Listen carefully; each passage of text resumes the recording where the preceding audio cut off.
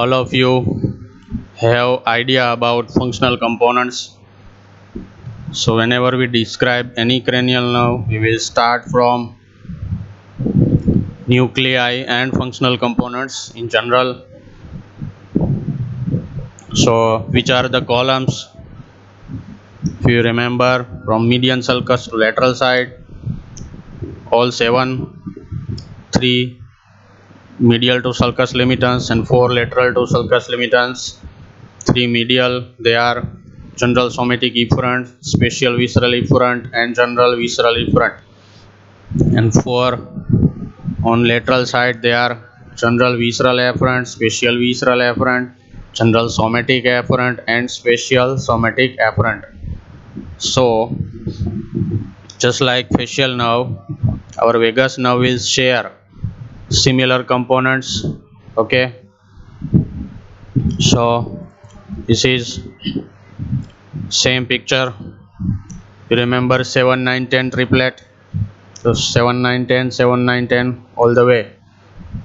And this one is universal general somatic afferent, that is trigeminal nucleus, lower part, that is known as spinal nucleus of trigeminal nerve. Okay, it carries all cranial nerves proprioceptive fibers. They don't mention here, but you can mention here any cranial nerve. When it is carrying visceral afferent fibers, they will be proprioceptive, they will be relayed in spinal nucleus of trigeminal, that is general somatic afferent. I have mentioned earlier also that you can write GSA proprioceptive in any of the cranial nerves. It is a keyword. Okay, so our vagus nerve is carrying SVE, GVE, SVA, GVA and GSA. GSA, it is head of the family. Okay, now the term vagus, it is called vague because it is running vaguely, it is extensively distributed. If you remember foregut, midgut and hindgut, then your midgut is up to the right 2/3 of transverse colon. So our vagus nerve supplies the viscera up to right 2/3 of transverse colon. Okay, so it will include your cardiac plexus, pulmonary plexus, esophageal plexus, then pharyngeal plexus. So all the plexuses, they are formed by vagus nerve by contribution of all these nerves. So it is extensively distributed, so it is called vagus nerve. Vagus means wandering here and there, everywhere. Okay, there are some people who want to visit everywhere, each and every places. They can be like, wandering here and there. So it is a traveler's property. Now it has a 2 ganglia, superior and inferior ganglion. Similar names you have in glossopharyngeal nerve, superior and inferior ganglion. So our jugular foramen has this transmission of this 9 10 and 11 cranial nerve. Okay,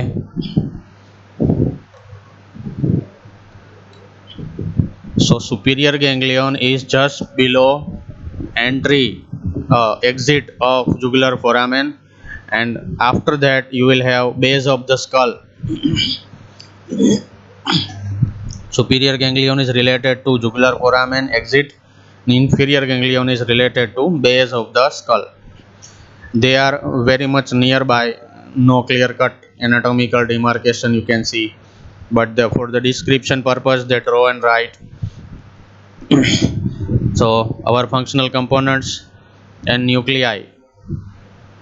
So if you see from medial to lateral side, there is the first one is general somatic efferent.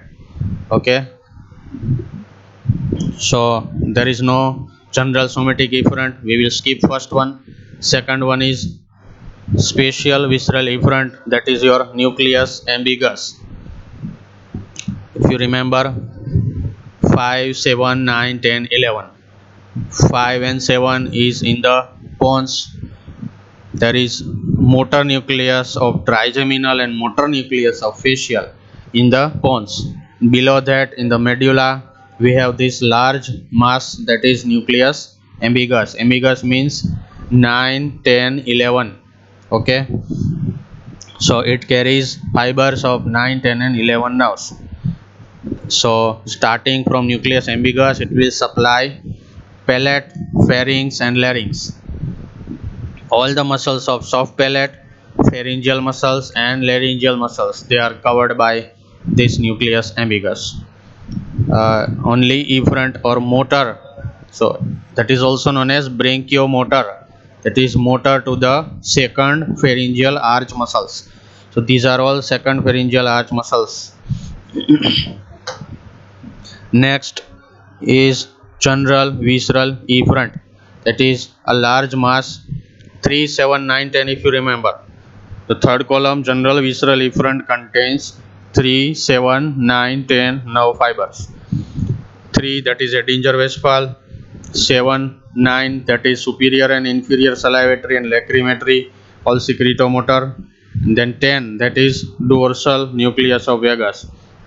It is largest mass, principal nucleus of vagus. It will relay all efferents of all abdominal and thoracic viscera. So that is preganglionic parasympathetic fibers to all thoracic and abdominal viscera. So most of these fibers are going to dorsal nucleus of vagus. Next column is GVA and SVA together. So from the earlier lectures, if you remember, these two are the common column, and there is afferents and efferents of the same tissue.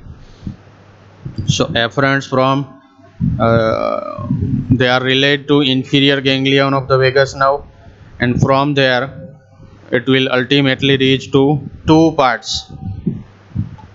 One is nucleus tractus solitarius and one is dorsal nucleus of vagus. So in dorsal nucleus it is GVA, and in nucleus tractus solitarius it is SVA. Okay, if you remember this nucleus tractus solitarius, it is U-shaped, both sided nuclei are joined from the lower part, and this nucleus has anatomically and functionally two parts, upper part and lower part. Okay, lower part is joined and forming U, and upper part is separated.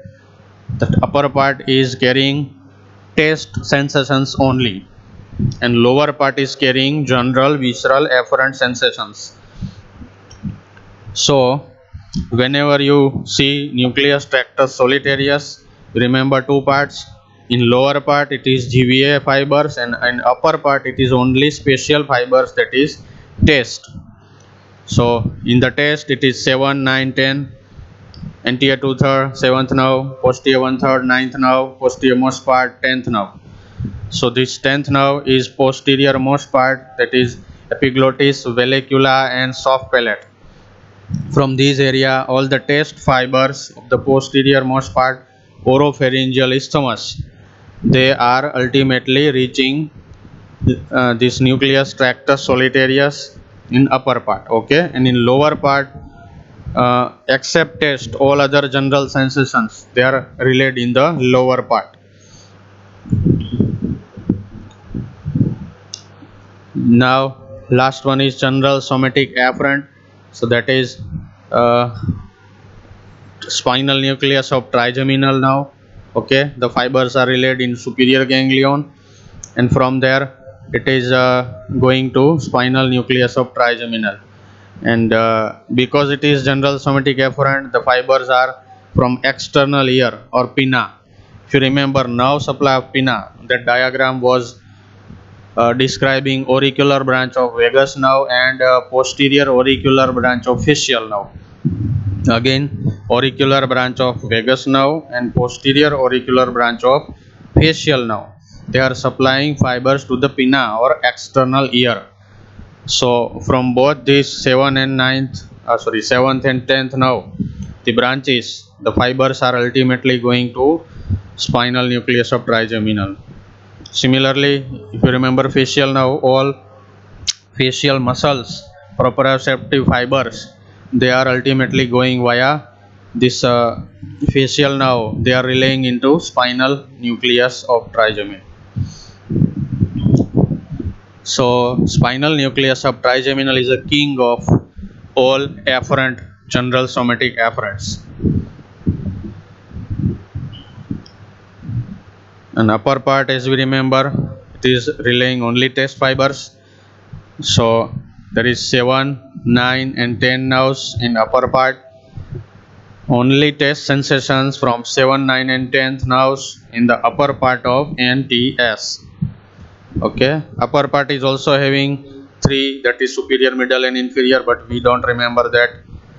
It is enough. So nuclei, we have seen nucleus ambiguous is brachiomotor, dorsal nucleus of vagus, it is a mix, that is sensory and motor both. It is visceromotor and secretomotor, both are motor components, and viscerosensory, that is afferent component. It is forming main bulk of the nucleus. So it is mixed nucleus, dorsal nucleus of vagus. Next one is gustatory, that is NTS. It is relaying taste sensations from the taste bud of epiglottis and vallecula, we have discussed. And then next one is GSA, that is spinal nucleus of trigeminal. Now, after having discussed all these nuclei, let's come out of the this brainstem, medulla. This is transverse section of medulla. Behind we have this is dorsal part, this is ventral part. Okay, just 1 minute, I have something. So this is transverse section of medulla from where our vagus nerve is formed. This is ventral side, this is dorsal side.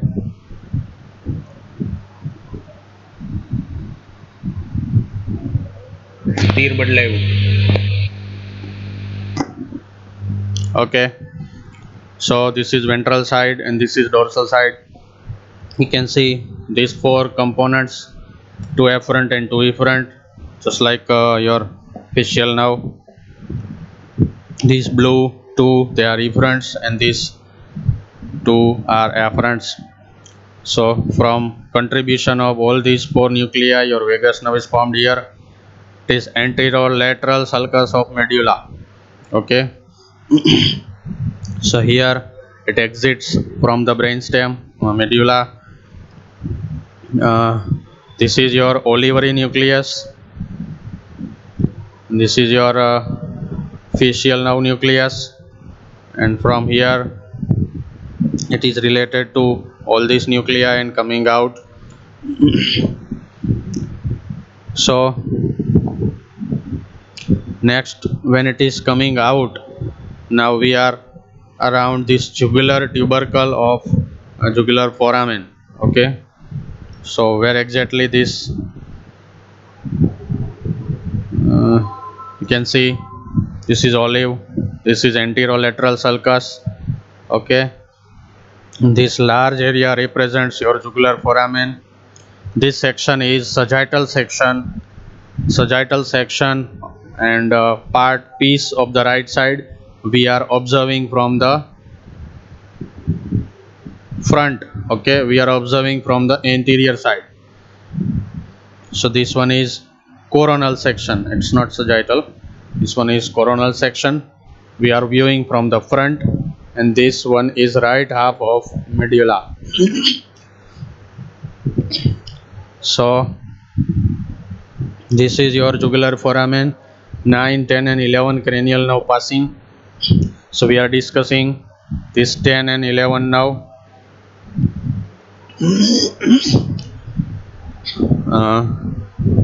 Here you can imagine inferior ganglion, it is not shown in this diagram, maybe these 2 are fused here. So this is vagus nerve coming out, superior and inferior ganglion, and in the it is located in the midway between 9 and 11 nerve. This one is your 11th or spinal accessory nerve. It has two components, cranial and spinal. Okay, this is spinal root, this is cranial root. They are fusing and then they are coming out. So it is sending communicating branches to the cranial root of accessory nerve. Our vagus nerve, inferior ganglion, is sending communicating branches to 11th cranial nerve, that is spinal accessory nerve. Okay. This area, this is your jugular tubercle. So all these 9, 10 and 11 nerves will cross this jugular tubercle, then they will go downwards and then they will exit through this jugular foramen. So when we speak jugular foramen, it is this area, and this hole is your base of skull. So after crossing jugular tubercle, they will enter jugular foramen and then they will exit through this base of skull. Okay, and this large one is your sigmoid sinus. It is terminating in superior bulb of internal jugular vein. So this is bulb and this one is your internal jugular vein. You will also have common carotid artery somewhere here. So this is a key diagram for all three nerves. You can draw and discuss in all three nerves. You can also draw and discuss in jugular, internal jugular vein short notes. Now when it comes out, there is immediately carotid sheath. You can see this is the similar diagram. This one is of left side. So here this is your vagus nerve, this is your glossopharyngeal nerve. Both have superior and inferior ganglia, you can see, and they are sending communicating branches. So this is your vagus nerve, superior ganglion, inferior ganglion, and it is sending communicating branches to this accessory nerve. This one is your jugular foramen, and when this exits 9, 10, 11 nerves, so internal carotid artery and internal jugular vein, immediately after exiting they are enclosed within common facial sheath. This is your carotid sheath. So contents of carotid sheath, that is internal jugular vein, common carotid artery and this vagus nerve. These two, 9th and 11th, they will be out of carotid sheath. They will have separate pathway, but this 10th now is enclosed within the carotid sheath for some time. Okay.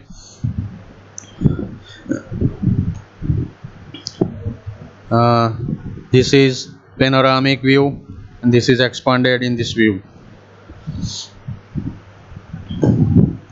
So you can see in the description, now crosses jugular tubercle. It is along with this 9 and 11 nerve, then in the middle part of jugular foramen, then after leaving the skull, it is enclosed within the carotid sheath. Okay, and then it is related to this artery and vein. After this, it is related to subclavian artery. Okay, there will be two nerves emerging. One is superior laryngeal nerve on right and left side. Superior laryngeal nerve will divide into, that is external laryngeal and internal laryngeal. Then they will supply the muscles of the larynx.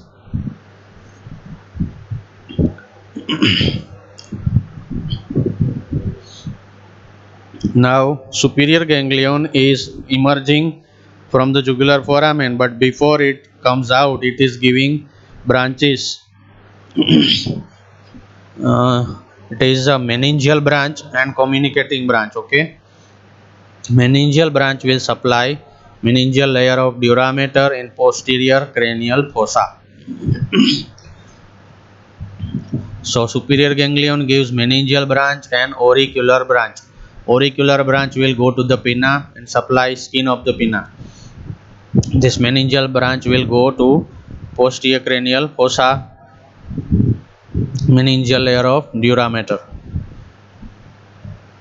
And we have also seen that inferior ganglion is near the base of skull, and it is connected to communicating branches to cranial root of accessory nerve. Okay, now the branches around the neck after emerging, we have pharyngeal branch, carotid branch, superior laryngeal, recurrent laryngeal, and cardiac branches. Recurrent laryngeal is right and left. On both sides they have separate cores, and remaining all will have similar cores. If you remember pharyngeal plexus in the wall of the pharynx, it is contributed and formed by 10th and 11th nerves, that is together forming vago-accessory complex. So vago-accessory complex will result in pharyngeal plexus and supply jointly all the pharyngeal wall muscles and mucosa. Carotid branch we have also seen in glossopharyngeal nerve, so it is also supplied by our vagus nerve, carotid branch of vagus nerve.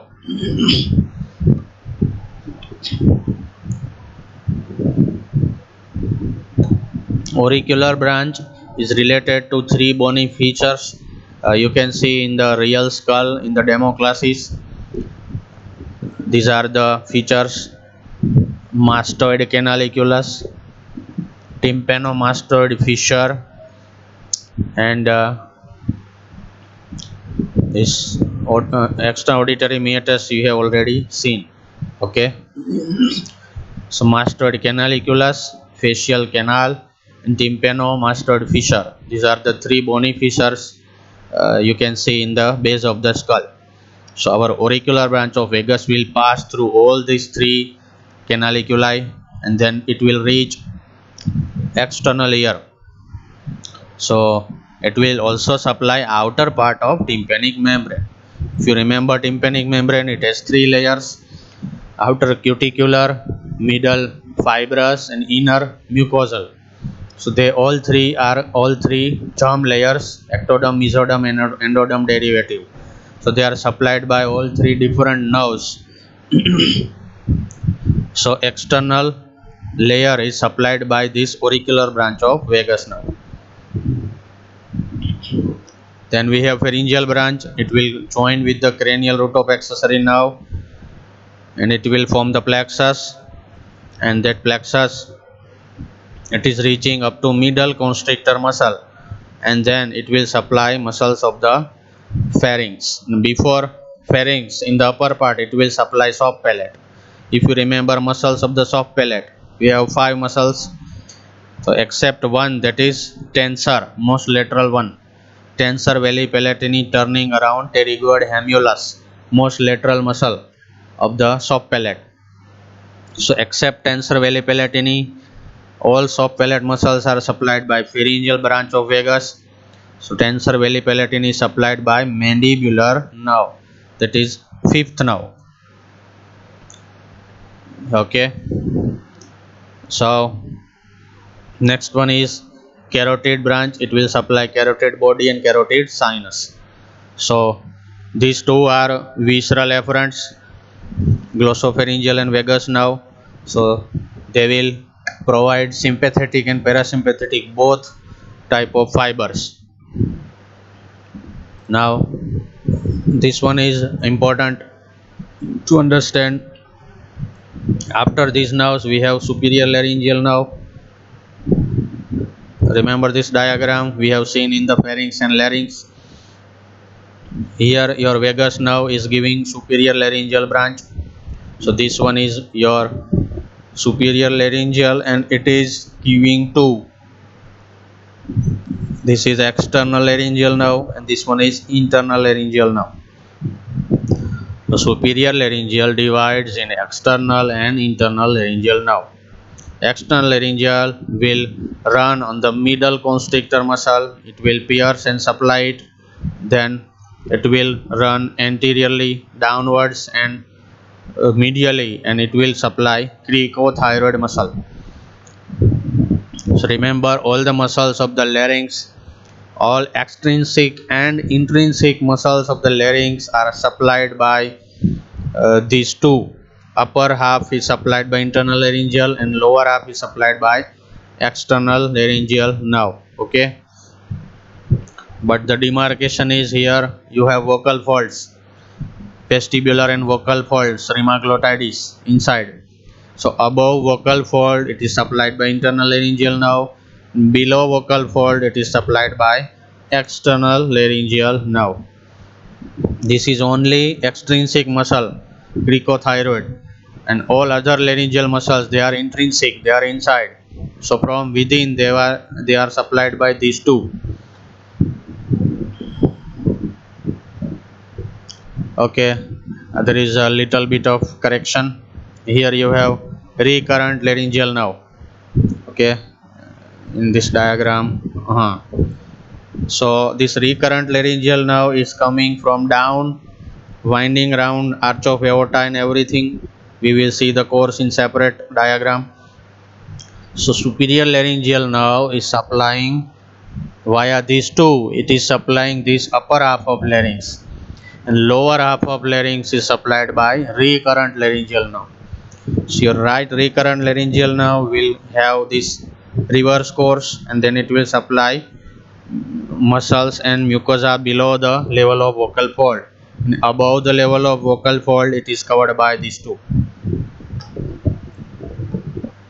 Let's see immediately course of this.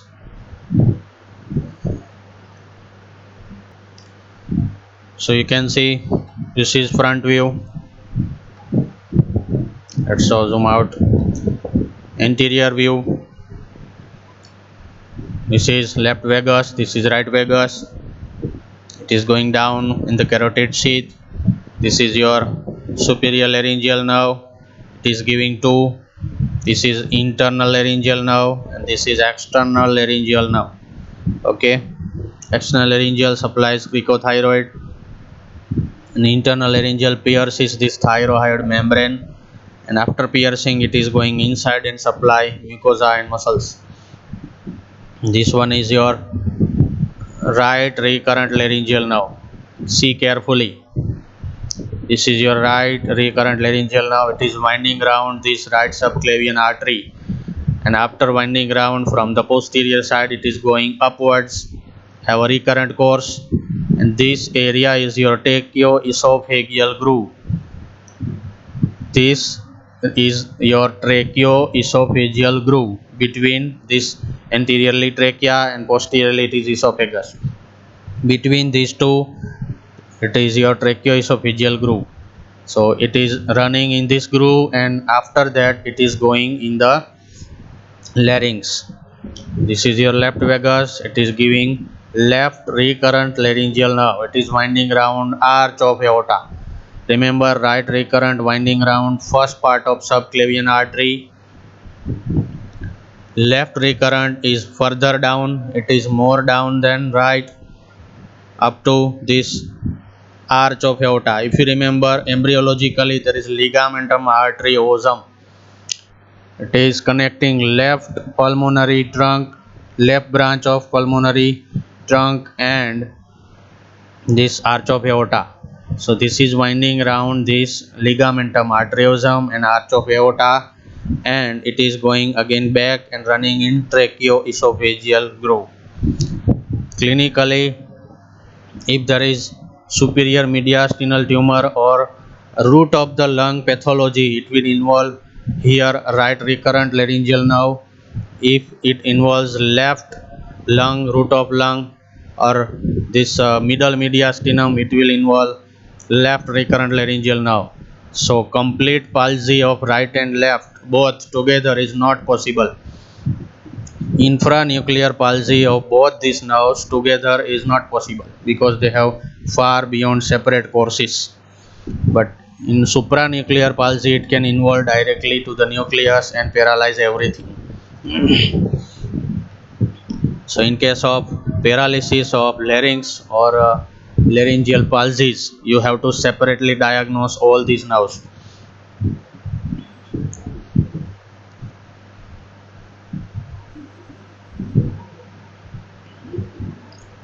So now we will discuss another branches. Now this is superior laryngeal nerve is giving internal laryngeal nerve. So here we have two blood vessels, superior thyroid artery and inferior thyroid artery. So describing superior thyroid artery accompanies internal laryngeal nerve and inferior thyroid artery accompanies external laryngeal nerve. Okay, so they are running together.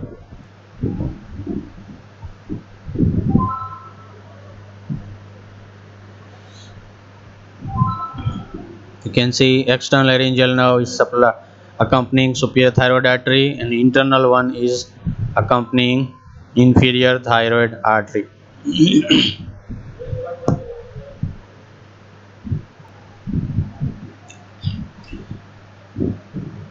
And by the way, if you have voice issue, you can bookmark this timing and you can see in the YouTube video again wherever you have disturbance. Okay, if the recording is proper, it will be provided on YouTube. So is it audible again? Is it audible again? Now external laryngeal is accompanied with inferior thyroid artery, internal laryngeal is accompanying superior thyroid artery. Okay,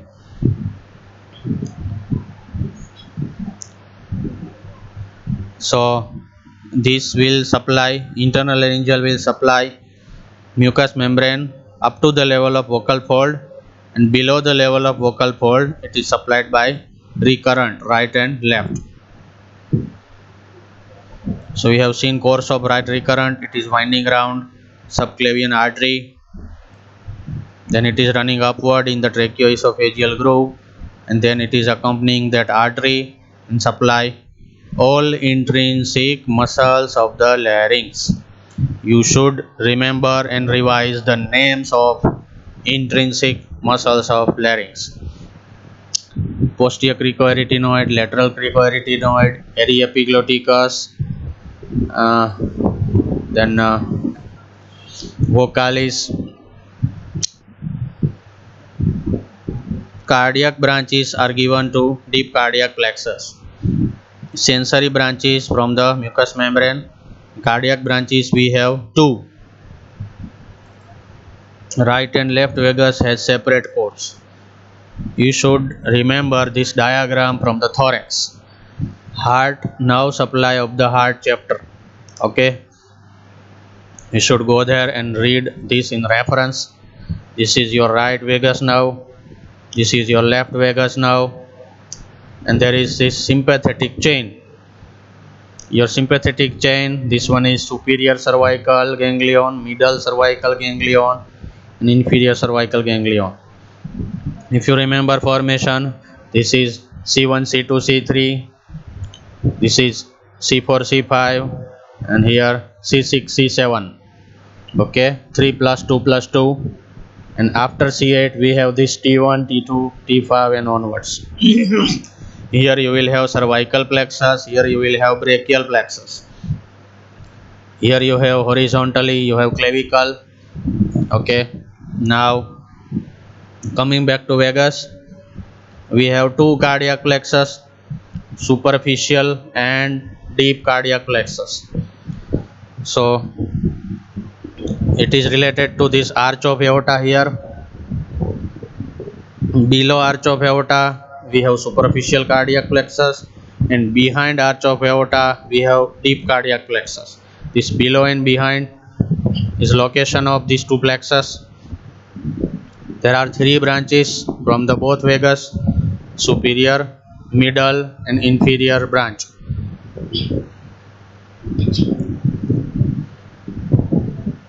Now this inferior branch of left vagus, inferior branch of left vagus goes to deep cardiac plexus. Superior branch of left vagus will also go to deep cardiac plexus. So these two are mentioned separately in your textbook. If you read immediately after lecture, you will read that superior cervical cardiac branch of left sympathetic chain. Here, superior cervical cardiac branch of left sympathetic chain goes to superficial cardiac plexus. In inferior cervical cardiac branch, this one of left vagus, goes to this arrow. You should draw this arrow to superficial cardiac plexus. Yes, there is a mistake in description and diagram.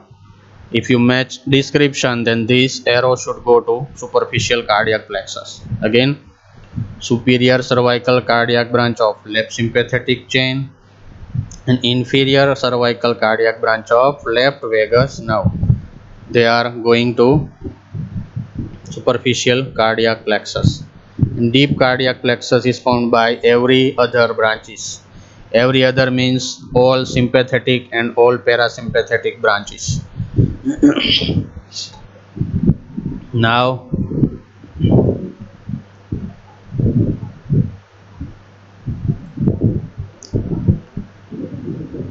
clinical anatomy of vagus nerve. So, you should compare every function one by one, right from the mouth. If there is paralysis of palatal and pharyngeal branches, there is two arches, palatoglossal and palatopharyngeal. So,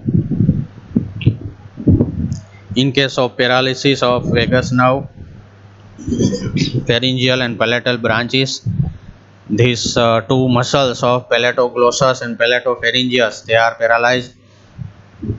So there is no arching. Remember, open mouth view. There is no arching of this palatoglossal and palatopharyngeal arch.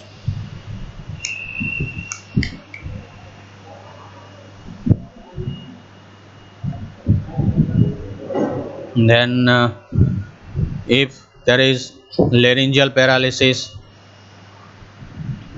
you will have nasal regurgitation of swallowed fluid, nasal twang in voice, voice quality, hoarseness of voice, flattening of this arch, and cadaveric position of vocal cord. Cadaveric position, that is paramedian abductor position, you have seen in the larynx.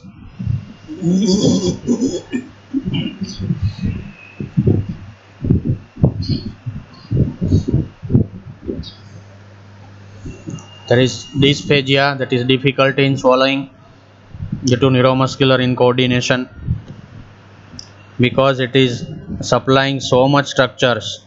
There is so many symptoms, but all these have to be correlated clinically one by one. Auricular branch of vagus, if it is irritated, okay, we have seen this Arnold's nerve or Elderman's nerve in earlier lectures. When you irritate external ear, it is stimulating auricular branch of vagus, and it can reflexly produce referred pain or referred irritation, and it will irritate sympathetic and parasympathetic components also. So it can result in cough, that is called ear cough, due to irritation of lungs. It can result in peristalsis, increased peristalsis, so it can stimulate hunger and appetite, and in worst come worst and severe cases, it can result in inhibition of heart, that is sudden cardiac death. Okay, it can also give rise to vomiting. So irritating your external ear too much is really not worth. If you don't have any major problems, don't irritate your external ear, that is advisable. In case of infection by herpes zoster, we have seen this in facial nerve lecture. If there is infection of geniculate ganglion of facial nerve, the virus can infect and travel by communicating branch of this vagus nerve. It can spread from the facial nerve to vagus nerve and vagus nerve to facial nerve, vice versa. So your vesicles, infected vesicles of the virus can appear on the skin of the auricle, because skin of the auricle is supplied by auricular branches of facial and vagus nerve both. You can have this in your first year of skin, second year of skin subject. There is herpes simplex and herpes zoster both. Dysphagia due to pharyngeal branch palsy, regurgitation also.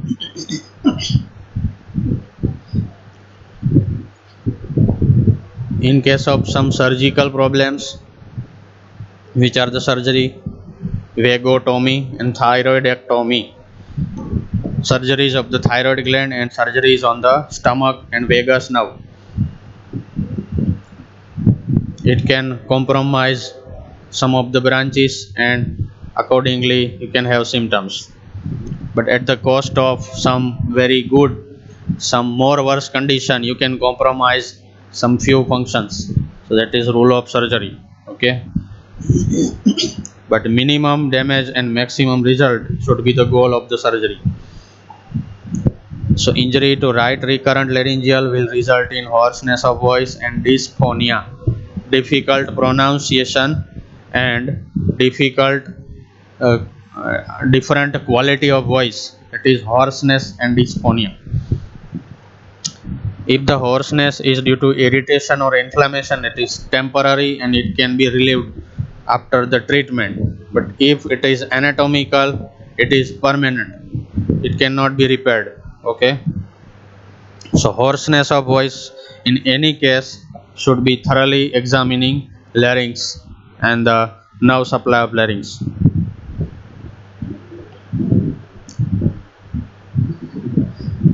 So rest of the things you can read by yourself. It is discussed in one or another way. It is simple and you can correlate anatomically. Now we will immediately cover accessory nerve. So your accessory nerve is having two components, cranial root and spinal root. So it is always diplomatic and safe when you speak accessory nerve, only accessory nerve the word should be used. If you speak cranial accessory or if you speak spinal accessory, then you are more specific. Okay. So if you remember nuclei, levels and tissues supplied, then you use these cranial and spinal words. Else you will use only accessory nerve word. So right now we are separating them for the learning purpose. They are very much different from each other. Cranial root and spinal root, they are very much different. They have separate nuclei, separate components and very much different functions. But we have no space, so to pass out through this narrow space, they are joining temporarily and separating again. See here, cranial root, spinal root, they are joining, crossing jugular tubercle, coming out through jugular foramen, giving communicating branch to inferior ganglion of vagus, and then they are again separating. Okay. So accessory nerve is having brachiomotor component, that is nucleus ambiguous 9, 10, 11. So nucleus ambiguous is supplying palate, pharynx and larynx via vagoaccessory complex. And spinal root, it is actually spinal cord. Okay. If you remember transverse section of spinal cord, there is ventral gray column, ventral horn. Okay. that ventral horn is gray matter and it is enclosing this spinal nucleus from C1 to C5,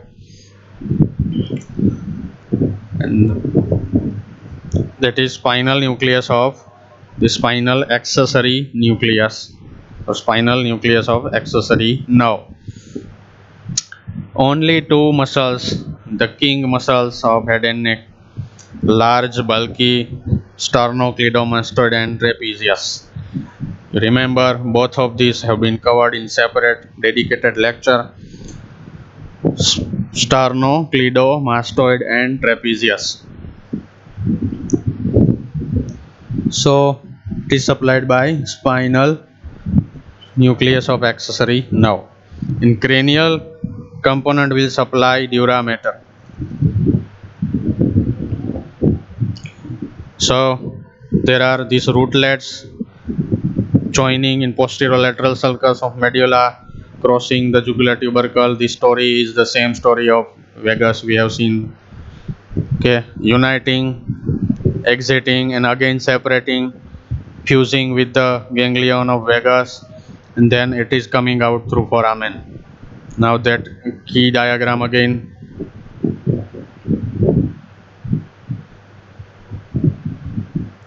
Where is our key diagram? This one. Okay, this is common diagram for 9, 10 and 11 nerves and these two large vessels. So we have discussed 9th and 10th now. We are discussing 11th now. So this is your spinal root of accessory nerve coming out through jugular foramen. It is winding downwards and backwards, and here it is giving two separate nerves, two separate branches. One will go to the sternomastoid muscle and one will cross this posterior belly of digastric and then supply these two trapezius. Okay, you can correlate 10th nerve branches and 12th nerve branches as well.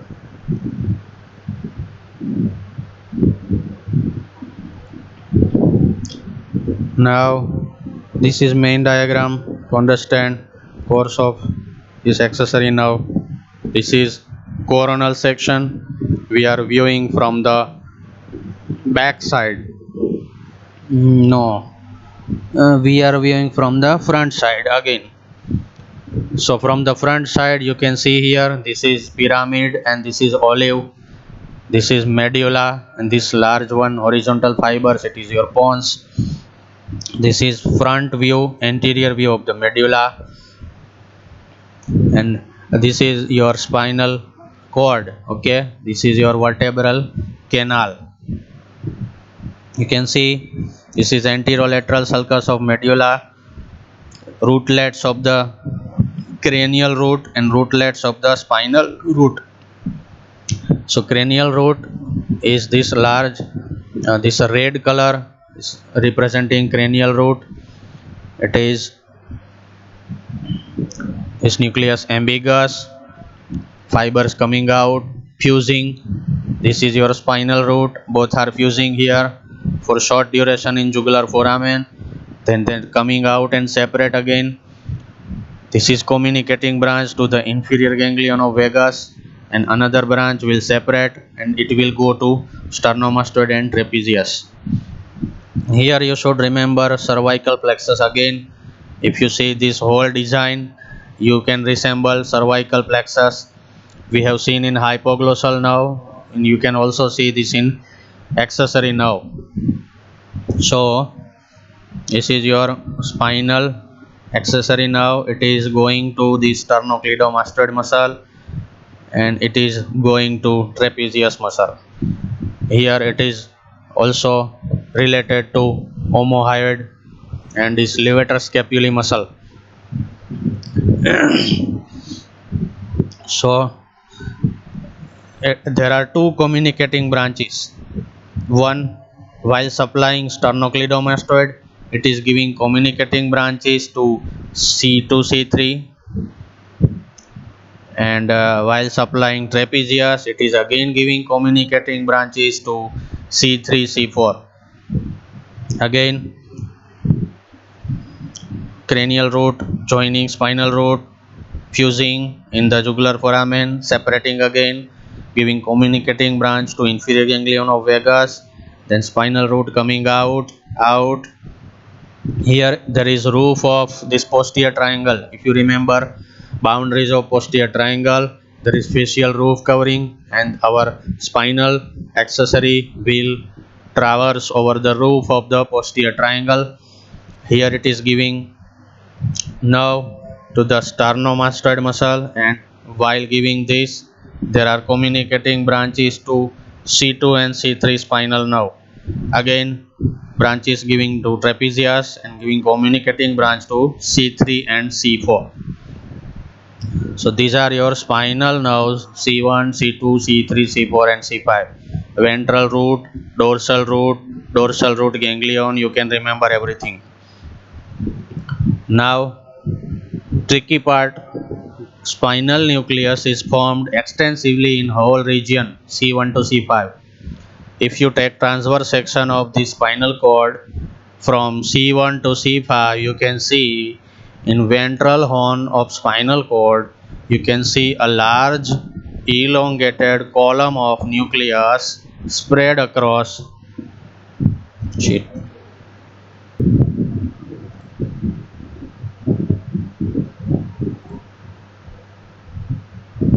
Okay,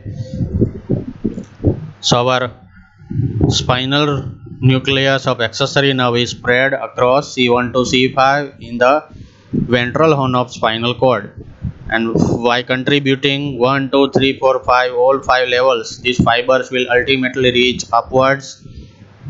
It will fuse and separate again. So embryologically you can see that it is filled, this area has been filled with so many structures. There is no space of these nerves to go directly, so it is formed indirect route, a very long route from periphery to center and again to periphery. So this is very long route given by spinal accessory nerve.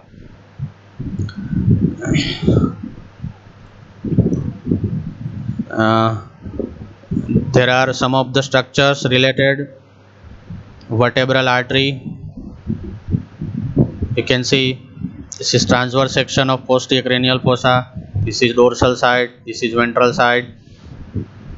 These are the right and left vertebral artery. In the median plane there is anterior spinal artery, and this is your horizontal section of spinal cord. So this is your jugular foramen, 3, 9, 10 and 11, all three nerves, and 11th nerve is coming out through this jugular foramen. This one is your hypoglossal nerve. All of them will come out through jugular foramen, and after relating to vertebral artery, they are separating. So in the course of jugular foramen and vertebral canal, they are separating again. Clinical anatomy. For testing of spinal accessory nerve, you have to test both sided muscle, sternocleidomastoid and trapezius. Now again, interesting thing,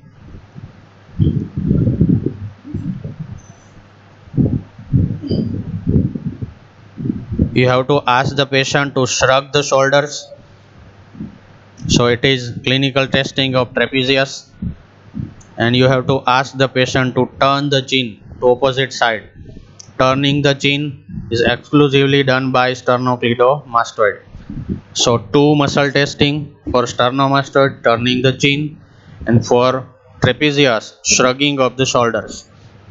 Both these muscles can be tested functionally, and we can assess the power of force of both muscles and integrity of spinal root of accessory nerve. In case of irritation or inflammation of this component, there is torticollis or wry neck, that is spasmodic persistent contraction of these both muscles.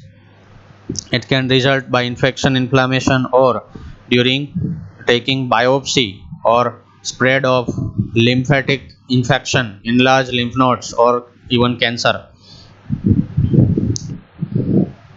Uh,